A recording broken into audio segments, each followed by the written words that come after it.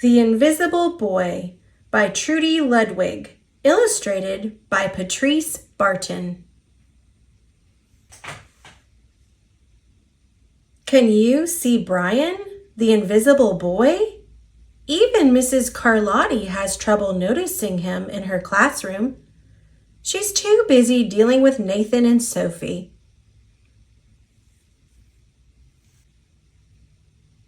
Nathan has problems with what Mrs. Carlotti calls volume control.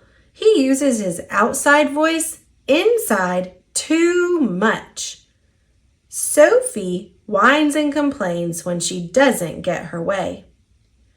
Nathan and Sophie take up a lot of space. Brian doesn't. When the bell rings for recess, Micah and JT take turns choosing kids for their kickball teams. The best players get picked first. Then the best friends of the best players. Then the friends of the best friends. Only Brian is left, still waiting and hoping. JT glances in Brian's direction and just as quickly looks away. We've got enough players for each team, he tells the others. Let's play ball! In the cafeteria, Madison and her friends talk about her birthday party. The rope swing over the pool was awesome, says JT. Yeah, so was the water slide, adds Fiona. That was the best pool party ever. I'm so glad you guys had fun, says Madison. Everybody did, except Brian. He wasn't invited. At choosing time, while the other kids played board games and read, Brian sits at his table doing what he loves to do best. He draws fire-breathing dragons, scaling tall buildings. Thank you for toasting my marshmallow. Space aliens locked in intergalactic battles. I gotcha now. Greedy pirates digging for treasure. Crackers. Arrgh. Yay! And superheroes with the power to make friends wherever they go. Hi, friend, have a cookie. Hi. On Monday morning, Mrs. Carlotti introduces Justin, a new student to the class. Brian smiles shyly at him. Some of the other kids sneak looks at Justin, trying to figure out if he's cool enough to be their friend. They haven't quite made up their minds yet. At lunch, Madison and JT watch Justin eat with chopsticks. What's that? Asks Madison, as she points at Justin's food. It's bulgogi. Bul what? Bulgogi. It's Korean barbecued beef. My grandma made it for me. It's really good.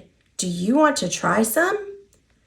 There's no way I'd eat boogergi. And the kids laugh. All of them, that is, except Brian. He sits there wondering which is worse, being laughed at or feeling invisible. The next day, when Justin goes to his cubby to put away his backpack, he notices a piece of paper with his name on it. Justin, I thought the bulgogi looked good. Brian, yum.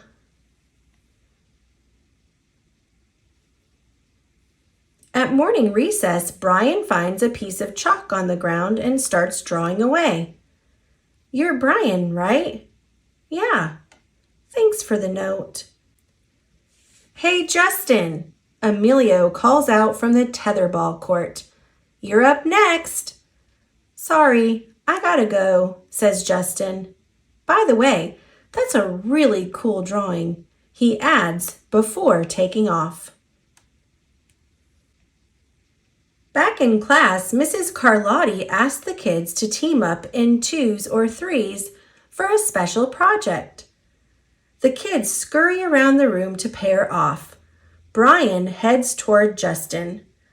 "I'm already with Justin," says Emilio. "Find someone else." Brian looks at the floor, wishing he could draw a hole right there to swallow him up. "Mrs. Carlotti said we can have up to 3 people in our group. We're only 2. Come on, Emilio, let him work with us." "Okay, I guess." Mrs. Carlotti gives the class directions for the project. Your assignment is to work together to write a story about what you see in that photograph. Use your imagination and have fun. "Whoa, cool," says Emilio. "What kind of people do you think would live in houses like that?" "I don't know, but I bet Brian could draw them to go with our story," says Justin. Brian smiles as he takes out his lucky pen. The cricket story we made up on the spot. It's lunchtime again, Brian's least favorite part of the day. Another 20 long minutes of kids talking and laughing with everyone else but him. "Brian!" he hears someone shout. "Hey, Brian, over here!" Brian turns and sees Justin waving him over. Emilio nods at Brian as he makes room for him at the table. "Cookie? Thanks." Maybe, just maybe, Brian's not so invisible after all.